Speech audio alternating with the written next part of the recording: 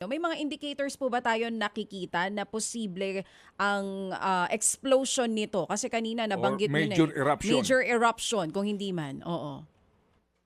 Ayon sa DOCC, wala pang nakikita masyadong indikasyon para magsabi na posibleng magkaroon ng explosive eruption ang Mayon Volcano. Kaya nga nananatili lang sa alert level 3. Tulad po nung matinding pamamaga ng bulkan, ibig sabihin may pressure, tuloy-tuloy na pag-akyat ng lava, mas mabilis po kasi na pag-akyat ng magma, no? Magma galing sa ilalim, mas delikado po yan.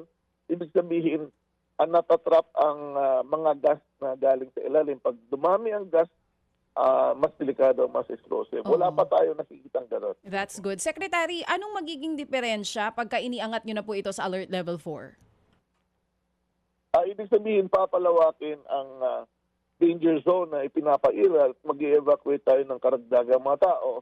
Usually yan mga within 8 kilometers kasi may mga barangay pang nasa loob ng 8. So meron sa 6, meron pa sa 8. So magdadami ang mag-evacuate.